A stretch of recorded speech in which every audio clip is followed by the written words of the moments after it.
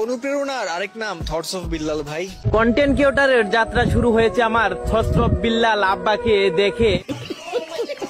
ভালোবাসার আরেক নাম থটস অফ বিল্লাল ভাই। কেন বোন, তোর নিজের কোনো ভাই নাই? আচ্ছা, ভাইয়ের কথা বাদে দিলাম, স্বামী নাই, তুই অন্য পুরুষের কাছে ভালোবাসা দেখাতে যাস কেন?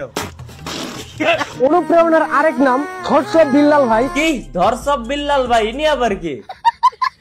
অনুপ্রেরণার আরেক নাম থটস অফ বিল্লাল ভাই। ও থটস অফ বিল্লাল ভাই। আরে উনি তোদের কেমন অনুপ্রেরণা, যার নামই ঠিকঠাক মতো উচ্চারণ করতে পারস না? যদি মজা করে একটু বলি যে আপনাদের অনুপ্রেরণা থটস অফ বিল্লাল ভাই বাস্তব জীবনে একজন চোর এবং সোশ্যাল মিডিয়াতে এসে সামাজিক মেসেজ দেয়, তারপরেও কি আপনারা তাকে অনুপ্রেরণা হিসেবে ধরে নেবেন? ভাই কিন্তু কাউকে কপি করতে বলে নাই। বাটপাড়ার দল তোরা অনুপ্রেরণার নামে করতেছিস তেলবাজি, তোদের আসল ধান্দা টাকা কামানো, এটাই তোদের কারসাজি। সঠিক বলেছেন। সঠিক কথা বলে টাকা কামাচ্ছে বেশ, লোভে পড়া এরা কপি করে আবালে ভরছে দেশ। কথা বলতে পারলে যদি কন্টেন্ট হইতো তাহলে লোকে যাইতো না প্রবাস। দেশের হাজারো যুবক 44 লাখের লোভে পড়েছে, পেয়ে গেছি আভাস। 3 মাসে 44 লক্ষ টাকা ইনকাম করেছেন থটস অফ বিল্লাল ভাই।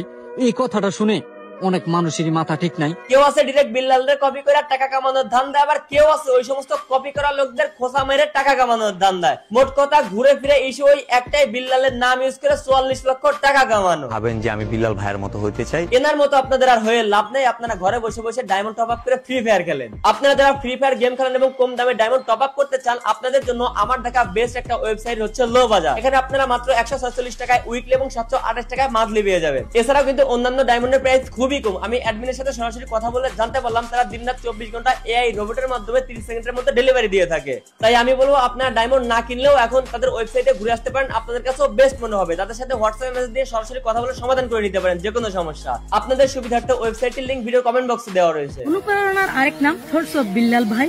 ভাই কিন্তু কাউকে কপি করতে বলে নাই। তা আপনি কি করতেছেন খালাম্মা? ও আচ্ছা, বিল্লাল তো আবার আপনার মাইয়ার জামাই, তো এখন জামাইয়ের কন্টেন্টের সাথে কন্টেন্ট মিল লিখে আবার কথায় কথা মিলে তো ওইটাকে আবার কপি বলে না।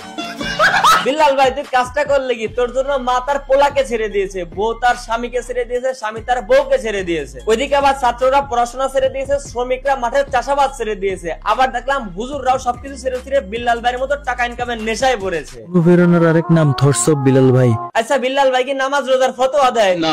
বিল্লাল ভাই কি মাহফিলের স্টেজে বসে হাজারো যুবককে হেদায়েতের পথ দেখানোর চেষ্টা করে? না। তাহলে বিল্লাল ভাই কি পাড়ার কোনো মহল্লার মসজিদে ইমামতি করে নামাজ পড়ায়? না।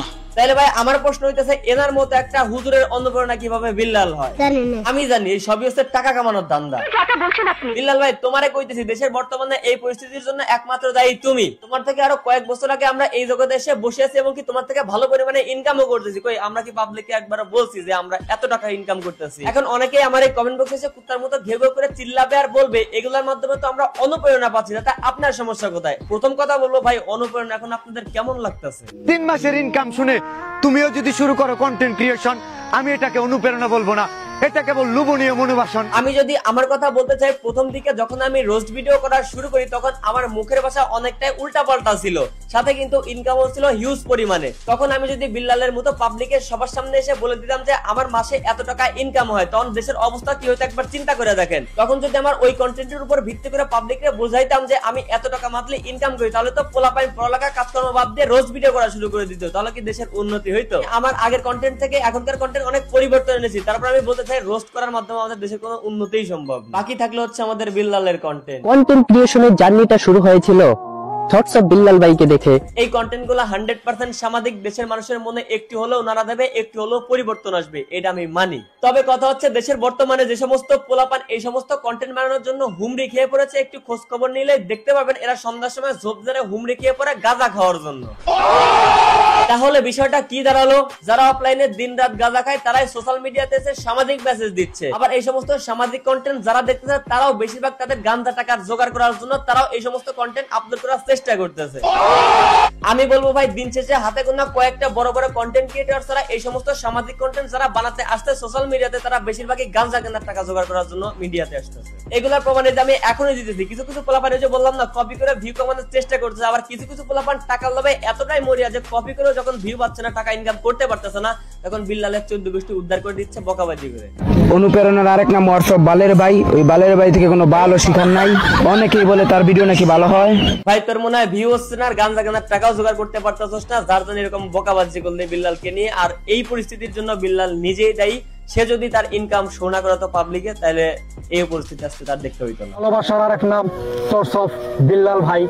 মূলত ভাইয়ের কন্টেন্ট দেখে আমি ভিডিও বানাই। এলাকার ময়মুরিব্বি অনেকেই বলে না যে সম্মান থাকতে থাকতে বিদায় নেওয়া ভালো, সেটা হোক রাজনীতি কিংবা কন্টেন্ট ক্রিয়েশন। আমিও তাই বলবো যে সম্মান থাকতে থাকতে বিদায় নেওয়া ভালো। আমিও ভাই আমার সম্মান থাকতে থাকতে এই জগৎ থেকে বিদায় নেবো খুব তাড়াতাড়ি। দোয়া রাখবেন যেন সম্মানের সহিত বিদায় নিতে পারি। তো আজকের ভিডিও এই পর্যন্ত। ভিডিও কেমন লাগলো কমেন্ট করেন, ভালো লাগলে লাইক করেন, পেজ ফলো করেন, ইউটিউব চ্যানেলকে সাবস্ক্রাইব করেন।